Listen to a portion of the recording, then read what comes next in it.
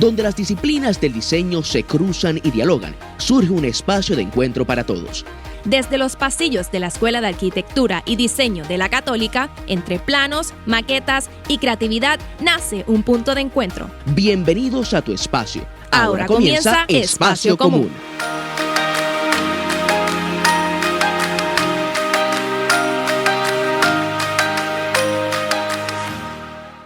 Saludos a todos y bienvenidos nuevamente a Espacio Común, el programa de la Escuela de Arquitectura y Diseño de la Pontificia Universidad Católica de Puerto Rico. Este es un espacio de diálogo donde compartimos y debatimos ideas sobre arquitectura, diseño y ciudad, integrando las disciplinas profesionales que conforman nuestra oferta académica. Es un foro que reúne voces diversas comprometidas con construir desde distintas perspectivas un verdadero espacio común. Hoy les saluda su moderador, Derek Pagan Lavoy, y en esta oportunidad tengo el honor de conversar con nuestros invitados, el ingeniero Rubén Serrano y el arquitecto de entrenamiento Oscar Serrano, porque yo los considero prácticamente mi familia, y donde hoy estaremos conversando sobre el tema de FEMA, gobierno y comunidad, la verdad detrás de la reconstrucción en Puerto Rico. Bienvenidos, ¿cómo están? Saludos, muy bien. Saludos. Qué bueno, qué bueno.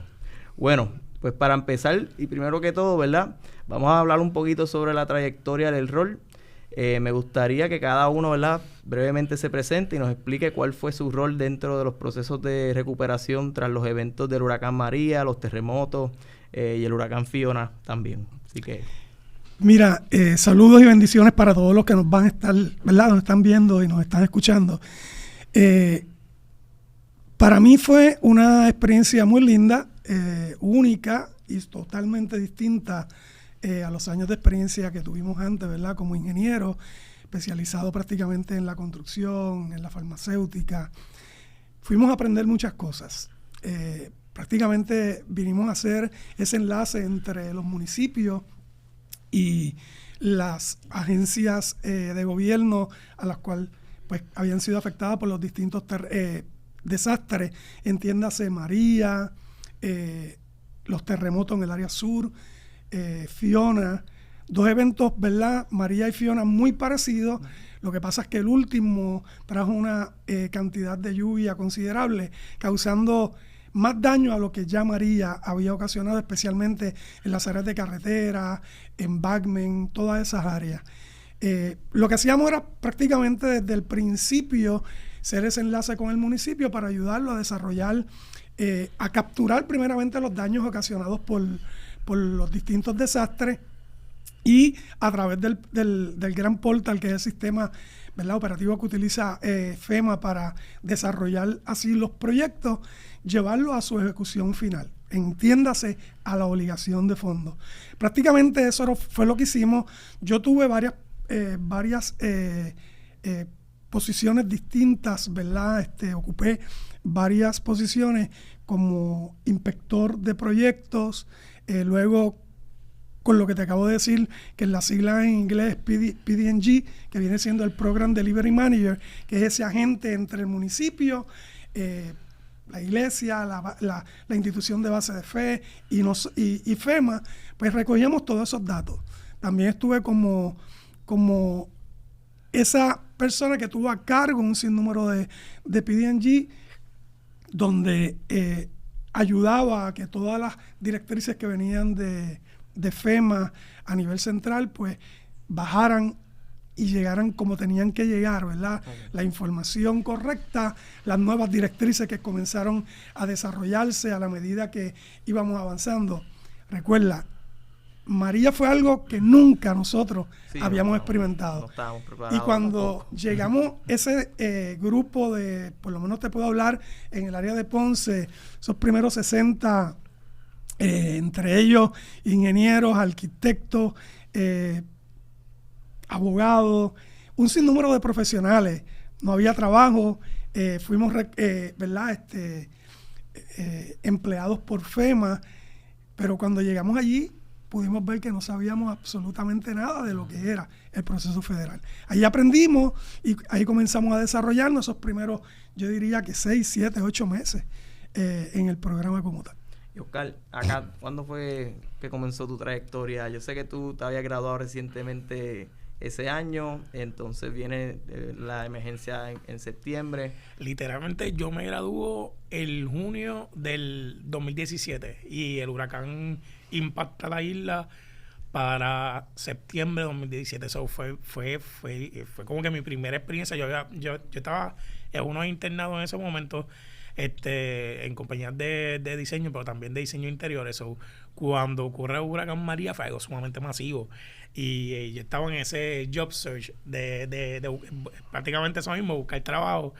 Y me acuerdo, y quiero contar esto, que la experiencia cuando nosotros, o sea, cuando papi y yo fuimos a entrevistarnos, obviamente ya se dieron cuenta que somos padres e hijos por la voz, la misma voz. Sí.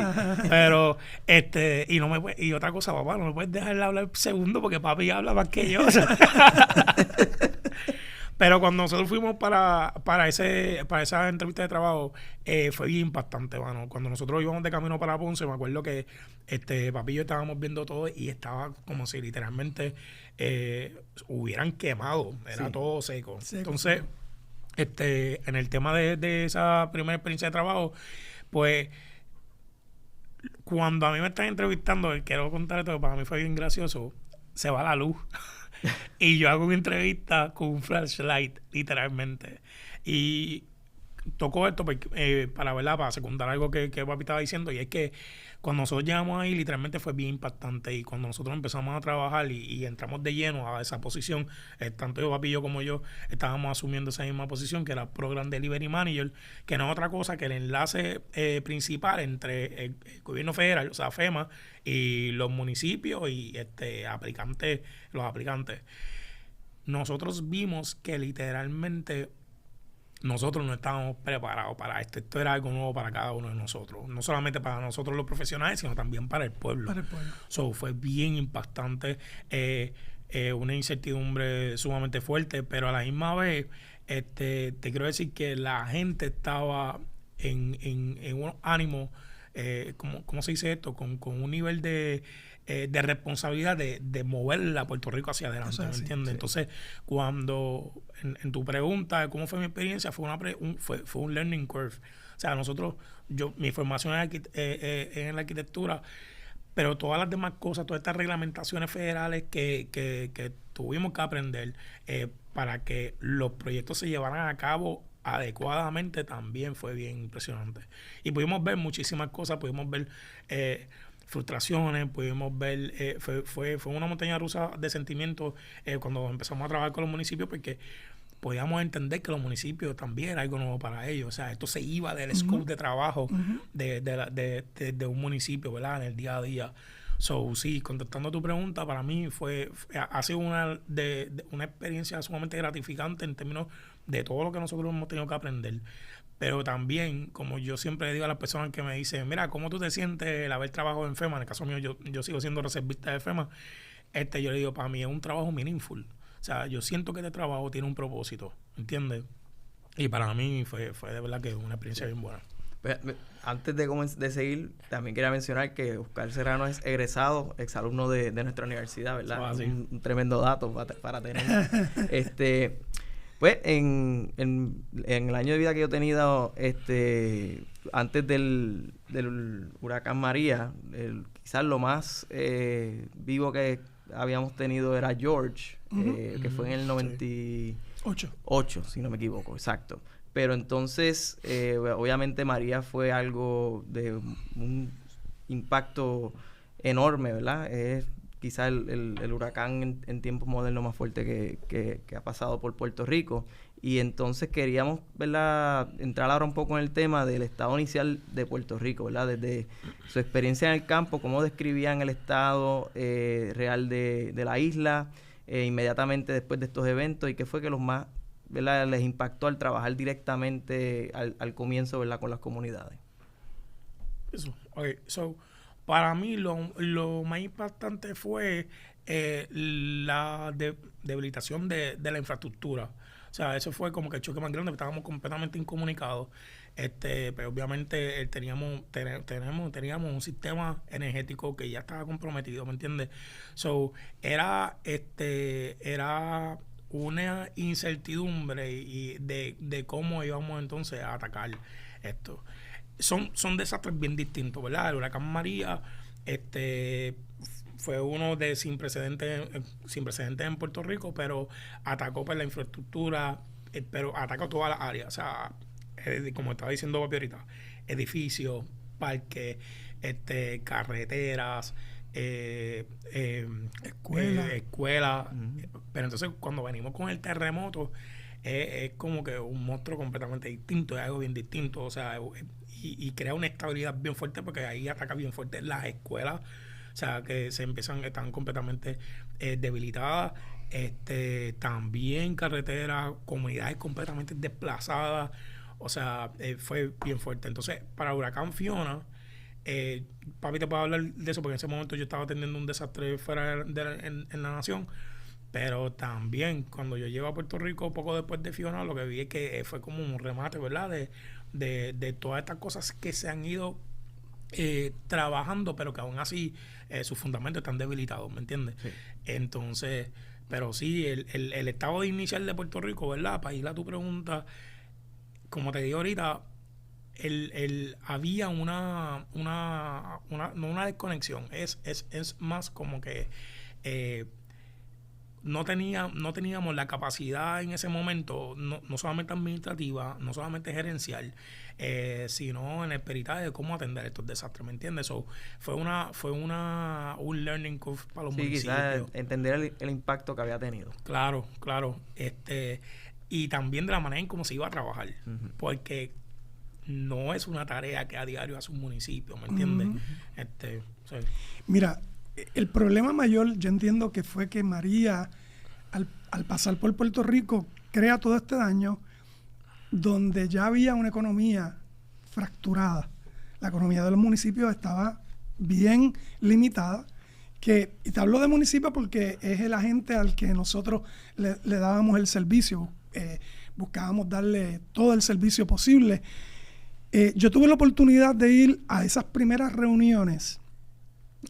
Yo comencé en noviembre, habían pasado 2 meses del huracán, prácticamente exactamente 2 meses después empezamos, y se comenzaron a hacer lo que ellos llamaban el kick-off meeting, que esa era la primera reunión.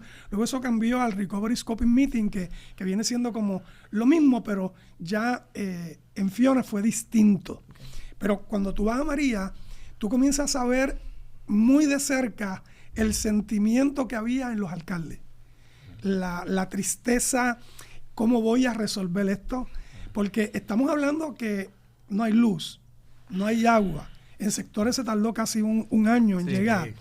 Pero tengo las carreteras llenas de escombros, tengo carreteras intransitables, prácticamente todo estaba paralizado y sin tener el dinero para poder hacer todo eso. Allí pues FEMA junto con el Estado, en aquel momento era el GAR, luego fue que vino Col 3, comienzan a dar unos fondos expeditos, o sea, para que los municipios, haciendo un análisis más o menos de todo lo que se iba a llevar, esos proyectos de categoría A y B, que viene siendo, ¿verdad?, los de emergencia, pudieran hacer la limpieza para poder entonces viabilizar las carreteras, comenzar a ver dónde estaban los daños de embankment, qué estaba transitable, qué no estaba transitable. Y ahí comenzó. Pero esas primeras reuniones, yo vi alcaldes llorar en las reuniones. Sí. Wow. Eran reuniones inmensas donde estaba el cuerpo de ingenieros, representantes del cuerpo de ingenieros, habían representantes de la alta gerencia de FEMA. Como te digo, tuve el privilegio y de poder estar en muchas de ellas y escuchar de primera mano cómo estaban las arcas de los municipios. Pues la próxima pregunta va un poco más de lleno en ese tema, ¿verdad? ¿Cómo fue el proceso, ¿verdad?, después de esas reuniones de trabajar mano a mano con los municipios y las comunidades? ¿Y qué tan alineados estaban los gobiernos locales con los requisitos y los procesos federales? Decirte alineados no estaban. Nadie estaba preparado, comenzando desde el gobierno central. Esto fue, como te digo, un golpe duro porque la economía estaba frágil. Entonces, al llegar a un desastre como este, que prácticamente destruye. Mira, te voy a dar un ejemplo.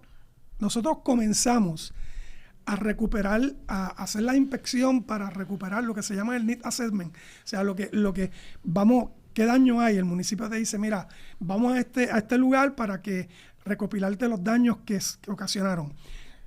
Al principio, nosotros teníamos la posición de Project Specialist, que era lo que Oscar te decía ahorita, ese enlace, vamos al municipio con personal del municipio, la mayoría de las veces era el de Obras Públicas Municipal o un personal ya que conocía dónde estaban los daños y íbamos a hacer esa inspección para recopilar esos daños. Y yo fui a este municipio y la primera estructura que voy a ver es una cancha bajo techo muy utilizada en ese municipio. De hecho, 2 semanas antes habían videos donde se llevó a cabo un torneo de baloncesto de edad de 14, 15, 16 años. Cuando yo llego, estoy en la esquina, o sea, en el portón de entrada, y yo le pregunto al de Obras Públicas, ¿y dónde está la cancha? Me dijiste que es una cancha de baloncesto. Porque para mí, hacer una inspección era ver, bueno, pues aquí esto, lo otro, pero allí no había nada. Allí habían 2 de las columnas de la cancha en el piso. Wow. Y yo le digo, wow, pues por lo menos veo que el municipio ya ha recogido escombros. Y me digo, no, esto está como el huracán lo dejó. Y yo le dije, ¿dónde está la cancha? ¿Dónde está el techo? 300 metros más adelante había un monte. Allí estaba el techo. Wow. O sea, la furia de María, el embate de María fue como, o sea, demasiado. Por eso es que es muy distinto a Fiona. Porque, ¿verdad? Fiona lo más que trajo fue lluvia. Pero María trajo las 2 cosas con unos vientos. O sea, yo vi cosas que en mis 30 años, yo tenía 30 años ya de experiencia, 32 años de experiencia como ingeniero, yo nunca en mi vida había visto. Wow. Definitivamente nadie estaba preparado. Y acá, ¿cómo fue? Yo sé que tú trabajaste en un sector un poquito más del noroeste. ¿Cómo fue quizá el impacto por allá? Mira, en verdad, lo que papi está diciendo, esto era un caso que nosotros veíamos muchísimo, pero especialmente en las carreteras. O sea, nosotros tuvimos muchos casos, yo estuve trabajando prácticamente, como tú dices, el oeste y el suroeste, y los casos de carretera, de los embankments, de los deslizamientos, no habían carretera, habían tramos. Entonces, yo me acuerdo, hay un caso que en verdad lo tengo bien vivo todavía, donde había un sector que había una dama que ya iba a dar la luz, pero no había acceso. Wow.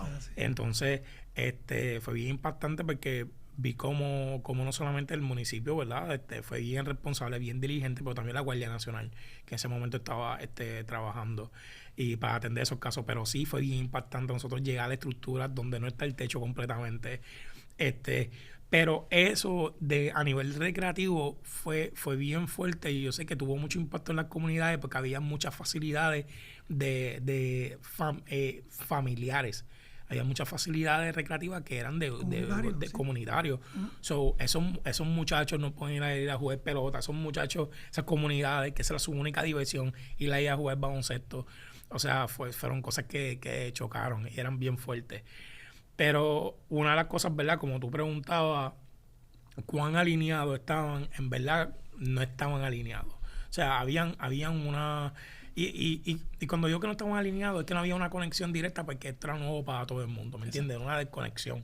Había una desconexión entre lo que era lo que se supone, cuál es el próximo paso, lo que se supone que hiciéramos, ¿me entiendes? Y yo pienso que ahí en donde nosotros entrábamos, ¿verdad? Como profesionales, a capacitar a los municipios, a dejarles saber, mira, en Arroyo Habichuela, esto es FEMA y esto es lo que queremos ayudar al municipio a hacer. Y me recuerdo cuando papi está hablando de esas primeras reuniones, una de las razones por la cual los alcaldes se llevaban a todo el equipo de trabajo porque esto era nuevo para todo el mundo. Sí, sí. Nadie sabía qué es lo que había que hacer. Los alcaldes decían, hasta el que sea, todos los departamentos, un representante de cada departamento. Y era importante, porque ahí va la pregunta que tú estabas diciendo, porque nadie conocía esas facilidades que el verdadero director de esos lugares, o sea, el de recreación y deporte, sabía cuáles eran sus facilidades.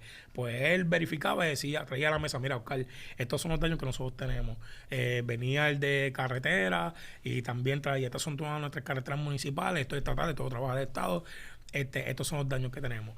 Pero sí, la función de nosotros en esa etapa era primeramente crear de manera empática, porque aquí juega un rol importante lo psicológico, ¿verdad?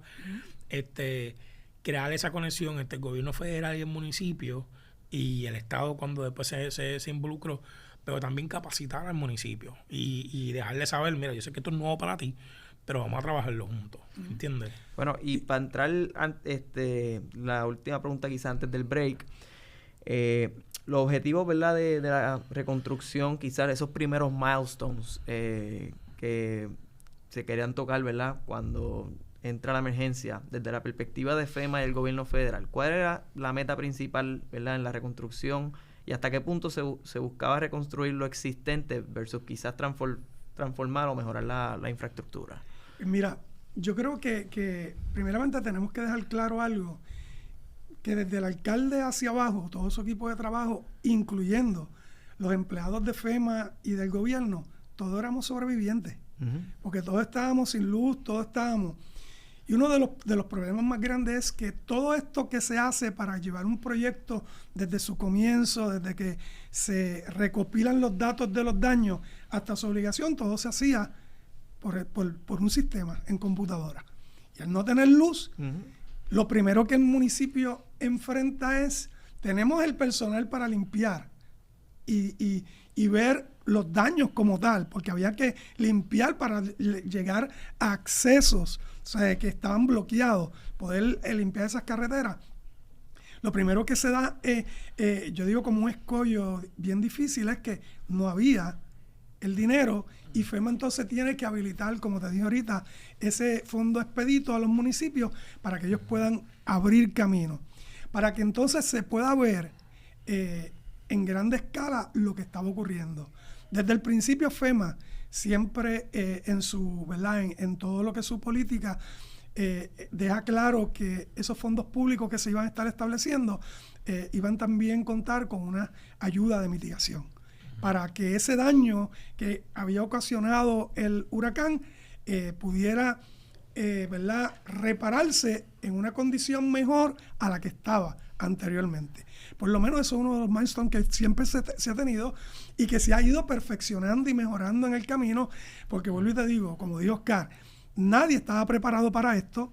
El único desastre a esa magnitud había sido en Florida, Katrina, bueno, en New Orleans. New Orleans, y que había sido de esa magnitud, pero aquí en Puerto Rico no. Sí. Entonces, los que estamos trabajando en ese momento tenemos una mentalidad profesional que nos lleva a que queremos hacer esto en un año, pero chocamos de que hay un proceso, hay una política que seguir, hay un orden, ya hay algo establecido que no podemos cambiarlo. Ok, bueno, Oscar, rompemos contigo cuando volvamos luego de la pausa, así que amigos, quédense en sintonía aquí con Espacio Común. Muchas gracias. Donde la arquitectura y el diseño recorren la ciudad y se convierten en herramientas para tu vida. Conecta con Espacio Común. Comunícate a espaciocomún@pucpr.edu. Porque tú eres parte de nuestro espacio. Espacio Común. Una producción de la Pontificia Universidad Católica de Puerto Rico.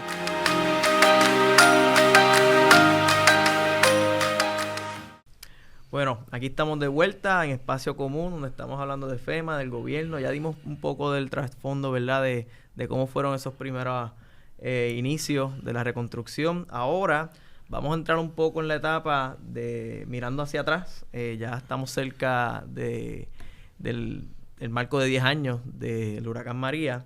Y lo que queremos hablar es, ¿verdad?, un poco sobre los retos que quizás...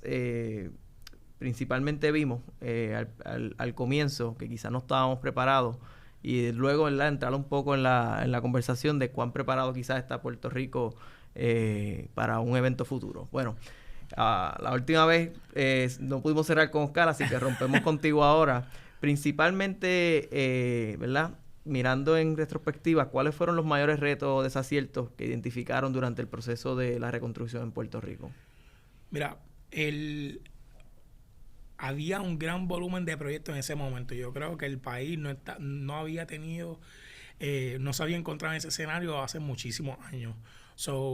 Había falta de personal técnico para atender cada uno de esos diseños, de esas construcciones. Había una falta de personal, un flujo de proyectos demasiado grande y a la misma vez a nivel municipal falta también de apoyo técnico porque o sea, tú no podías sacar a un empleado de sus tareas normales para poder trabajar, ¿verdad?, con esto. Y si asignaba a un personal, pues sabía que tenía que ser adiestrado.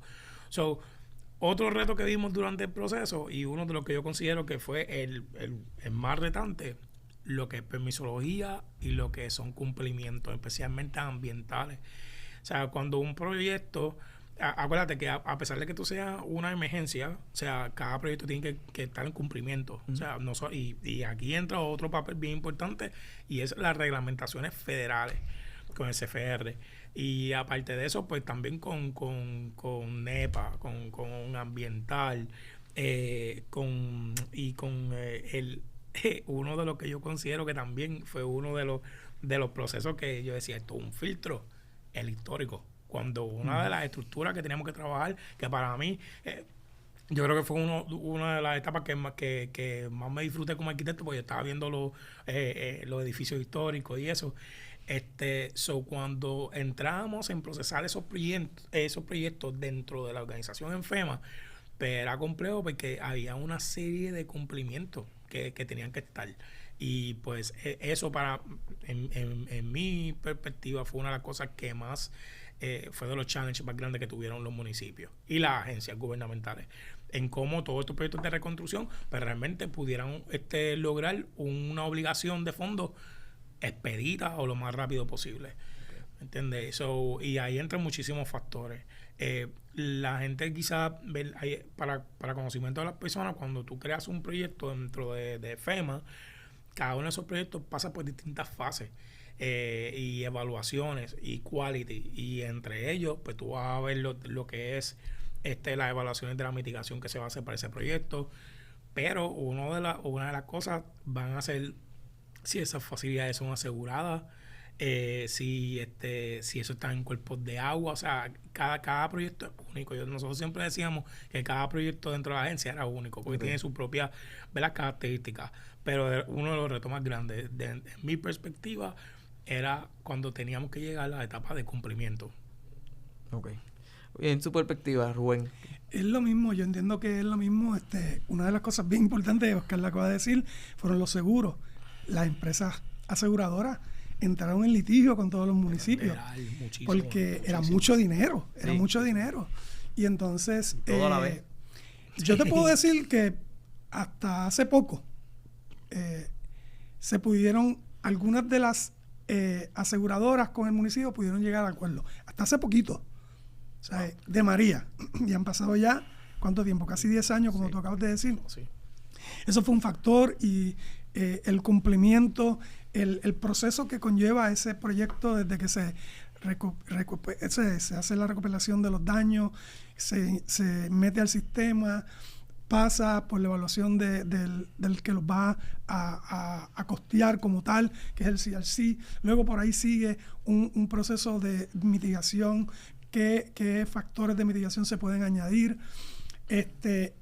Entran otros factores que, por ejemplo, al principio aquí se le indicó a los municipios que se podían acoger no al sistema estándar, sino a una medida que se llama Fixed Cost Offer, que viene siendo la 428, donde se te pone un tope al proyecto. Y eso mucha gente no lo entendió al principio, y yo creo que eso fue uno de los puntos más claves, que se debió de ser más constante en las instrucciones, estoy buscando la palabra, o sea, el apoyo que se le daba al municipio, la orientación con respecto a eso debió de ser más clara. Y hoy en día vemos proyectos que no se han podido hacer porque están bajo la sección 428. A los costos hoy están muy elevados a como en el 2018-19, por ende lo que se te obligó, 3, 4 millones, mucho. Dices, wow, mucho. Pero hoy esos 4 millones, cuando un contadista lo va a cotizar, estamos hablando de 8 o 9 millones. ¿Dónde el municipio va a buscar ese dinero? Porque lo tiene que buscar. Sí. Tú sabes. Prácticamente eso es y la permisología, que tenemos que cumplir con lo ambiental, tenemos que cumplirle. O sea, todo proyecto financiado con fondos federales tiene que cumplir. Y que algo que también, y ustedes me corrigen, FEMA no te da el dinero de inmediato, ¿verdad? Que es... FEMA se lo da al recipiente, que Ajá. viene siendo Col3 en este momento, y entonces ya está obligado a la medida por proyectos grandes. El proyecto pequeño va directamente, Ok. por ejemplo, en María un proyecto pequeño era de 123,000 para abajo. Ok. Y de 123,000 para arriba era un proyecto grande. Cuando era grande, ese dinero pasa a Col3. En aquel momento GAR y después Col3. Ahora, para Fiona, un proyecto grande es 1 millón hacia arriba, 1 millón hacia abajo es proyecto pequeño. Wow. Que eso pues entonces Cambió, vino a ¿no? mejorar un poco porque pues ya ese proyecto de 999,999 chavos en las arcas del municipio, pues lo puede agilizar. Pero no fue así con María ni con Terremoto. Y entonces, en términos de oportunidades, ¿verdad? De mejora, ¿verdad? Sí. Quizás ahora sabemos, ¿verdad? Que estamos en el Mar Caribe, que en cualquier momento estamos expuestos. Pero pensando en el presente, ¿qué aspectos de proceso de reconstrucción entiende que aún pueden mejorar o corregir para lograr un impacto más efectivo, ¿verdad? Hacia las comunidades en esas etapas de emergencia y de reconstrucción? Mira, hay dos cosas que quiero decir de la pregunta anterior con esta pregunta. Y es que hay un fenómeno también que ocurrió en muchos municipios y es que, Derek, hubo cambio de gobierno. Hay muchos cambios de gobierno municipales. Sí. Entonces, con cada cambio de gobierno cambian también los personal.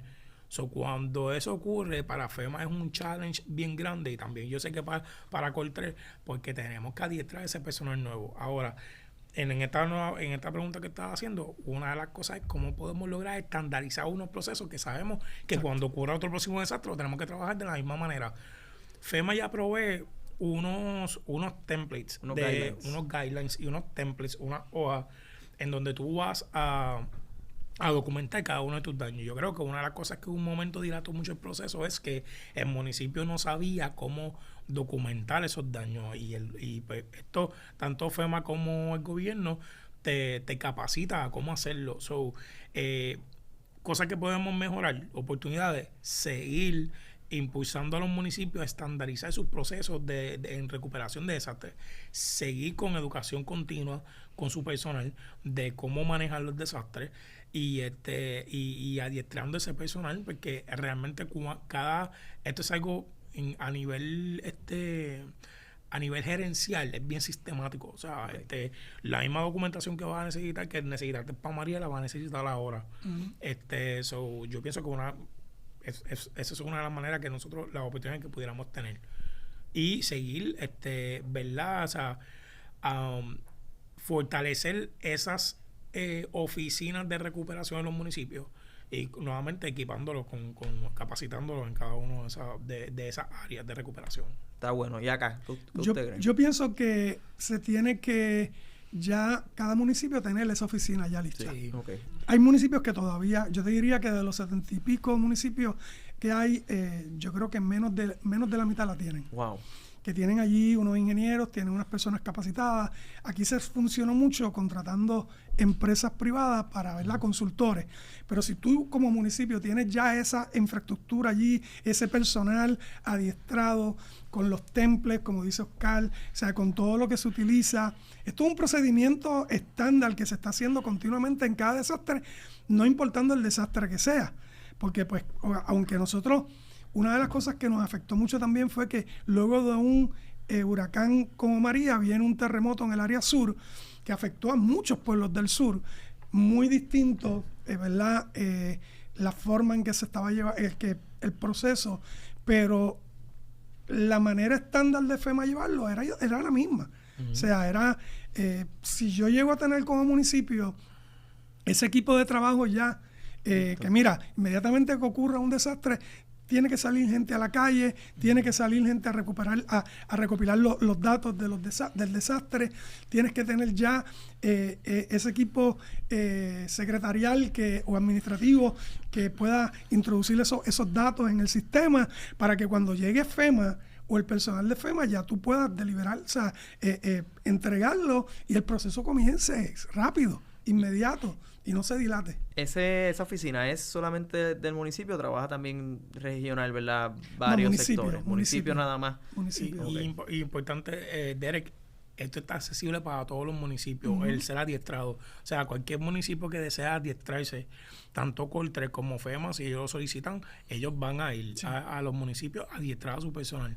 Esto es algo que existe. Igual hay muchas compañías, ¿verdad?, que de consultoría que están haciendo esta labor, pero también si el municipio desea adiestrar, que a veces piensen que, mira, es que yo no tengo el personal que me lo adiestre, eso tanto FEMA como Coltré lo puede proveer.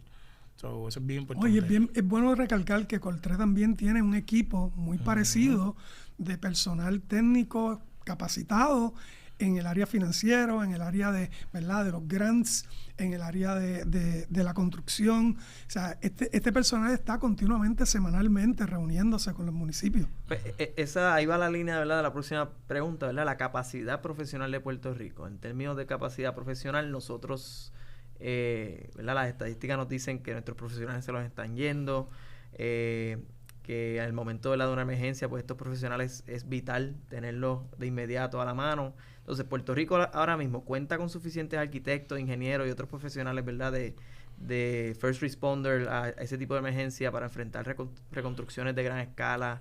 ¿Y cómo se compara quizás esto con otros estados a nivel de nacional? Yo pienso que el factor profesional está. Okay. Yo creo que aquí hay suficientes, ¿verdad? En un momento dado hubo mucho más.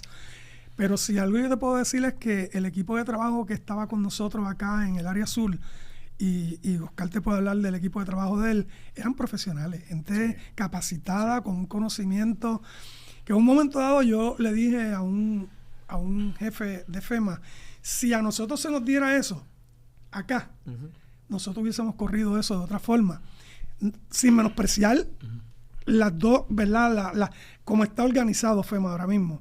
Porque Puerto Rico tenía la capacidad en ese momento, cuando María, de tener profesionales capacitados en todas las áreas, en el diseño, en la arquitectura, en las leyes.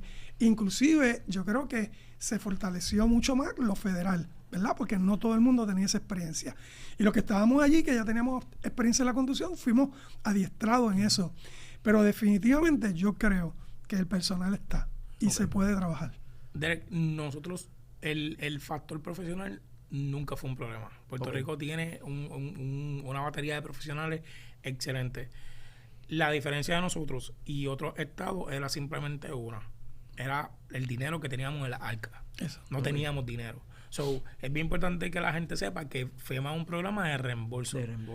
Cuando tú vas a Estados Unidos, pues ya ¿verdad? O sea, quizás la mayoría de los estados gozan con unos fondos que tienen, ¿verdad?, asignados para cuando ocurra un desastre. Y de reserva. Ocurre un desastre, ya ellos tienen sus contratistas, la mayoría de los trabajos ellos lo hacen con su propio personal. Viene FEMA y es más expedito y es más rápido porque ya ellos invirtieron ese dinero. La condición económica en la que se encontraba el país y todavía seguimos, ¿verdad?, rozando con eso, es que no teníamos dinero municipal para hacer esa recuperación. Teníamos que esperar obligatoriamente a que los proyectos se procesaran dentro de la plataforma de FEMA para que FEMA nos obligara una cantidad de dinero. Esa es la diferencia mayor entre lo del proceso en Puerto Rico y en y Estados Unidos. Nunca fue el profesional. O sea, como papi te estaba diciendo, nosotros ahí había ingenieros, arquitectos, abogados, contratistas, gerencial de proyectos, había muchísimos project managers, o sea, profesionales nunca nos faltaron. Yo creo que el challenge más grande y la diferencia más grande entre un desastre en PR y en la nación es los fondos que tenemos. Okay. El dinero. Es que a mí se me había olvidado que además de tu rol aquí en Puerto Rico, tú tuviste también la oportunidad, ¿verdad?, de trabajar una reconstrucción y un estado de emergencia allá en la nación, en Estados Unidos. Y fue bien distinto. Sí. Fue un área un poquito fría, me acuerdo. Sí, Sacho, negativo 24 en un momento dado. Con cambio de cielo a tierra. Allá en Minnesota. Bueno, sabemos, ¿verdad?, que el gobierno federal y ejecutivo nuevo ha vislumbrado o ha querido quizás minimizar el rol de FEMA. Inclusive se ha hablado de hasta eliminarlo completo. FEMA y el futuro, ¿verdad?, de la reconstrucción ahora mismo, tanto como Puerto Rico como a nivel nacional, considerando el rol que tuvo y que tiene actualmente, ¿verdad?, en las emergencias a través de la nación, ¿cómo cambiaría el panorama de respuesta y reconstrucción en Puerto Rico, en los Estados Unidos, si esa estructura se minimizara o desapareciera por completo? ¿Cuán vital es FEMA? Bueno, yo te diría que, y lo puedo hablar con libertad, Sí. Yo creo que no es correcto eliminar FEMA. No lo creo, yo creo que podemos tener un proceso de transición, pero eliminarlo ahora de golpe y porrazo, como decimos por ahí en el campo, yo creo que sería un error. No solamente lo digo yo, lo han dicho directores de FEMA que ante el Congreso han tenido que, ¿verdad?, de ir a hablar. Definitivamente hacerlo ahora causaría un daño. Devenir un desastre de la magnitud de María, todavía yo creo que falta mucho camino por caminar en términos, como dijimos ahorita, de la organización de los municipios y de las organizaciones de base de fe, especialmente las organizaciones de base de fe, que fueron bien afectadas con los terremotos. Sí. Y muchas de ellas han tenido que cerrar, perder sus fondos obligados porque no tenían la capacidad ni tienen, ¿verdad?, administrativa para poderlas llevar a cabo. Se saca FEMA del medio, ¿quién les va a ayudar? Coltrés juega un papel sumamente importante y lo ha estado haciendo, pero es en el área de lo económico, ¿verdad? Pero ya en el aspecto técnico de cómo conseguir ese fondo, ese dinero, FEMA es bien importante. Ese día a día es bien importante. Oscar, aquí para ir cerrando. Concuerdo con Papi de que no puedes eliminar la FEMA de la ecuación. Porque acuérdate que FEMA no está solamente para proveer unos fondos, FEMA está también para regular, o sea, ellos regulan, hay unas cosas federales con las que tú tienes que cumplir, porque a pesar de que FEMA no esté, los fondos van a ser federales. So, FEMA tiene un expertise, tiene unos profesionales con un expertise técnico en términos de todos los cumplimientos de regulaciones federales que el Estado ahora mismo no tiene en su totalidad. Nosotros en Puerto Rico tenemos una muy buena oficina del Estado. Coltrés tiene unos profesionales excelentes, pero no podemos entregar la batuta completamente a ellos porque no es que ellos, es que simplemente son dos entes bien distintos. Okay. Y si sacamos a FEMA del panorama, pues hay una parte de regulaciones, hay una parte de fondos federales y de cumplimiento que va a estar cojo. ¿Me entiendes? No es el momento. Yo creo que no es una buena movida. Y entregarle esa autonomía completa a un Estado, no estoy hablando solamente de Puerto Rico, sino lo de Trump, entregarle la autonomía de un desastre al Estado, pues yo creo que no es una movida, no es una movida sabia. Sí, Okay. Yo concuerdo con ambos. Y bueno, yo creo que ha sido una conversación muy, muy enriquecedora, ¿verdad? Mirar para atrás un poco la reconstrucción. Sabemos que todavía hay mucho por hacer, pero sabemos que tanto como ustedes como muchos profesionales están siempre dispuestos para dar esa primera mano para Puerto Rico. Amigos, hemos llegado al final del programa de hoy. Esto fue Espacio Común, el foro interdisciplinario donde la arquitectura, el diseño y la ciudad se piensan y se comparten y se viven. Sus opiniones son importantes, por lo que invitamos a compartir con nosotros sus comentarios, sugerencias e ideas. Nos pueden escribir a nuestro correo electrónico espaciocomún@pucpr.edu y los esperamos todos los jueves en Católica Radio 88.9 y 89.1 FM. Y cada viernes a través de los canales digitales de la escuela y el canal de Huellas del Futuro de la Pontificia Universidad Católica de Puerto Rico. Bendiciones a todos y gracias por su sintonía y hasta la próxima semana. Gracias. Donde la arquitectura y el diseño recorren la ciudad y se convierten en herramientas para tu vida. Conecta con Espacio Común. Comunícate a espaciocomún@pucpr.edu. Porque tú eres parte de nuestro espacio. Espacio Común, una producción de la Pontificia Universidad Católica de Puerto Rico.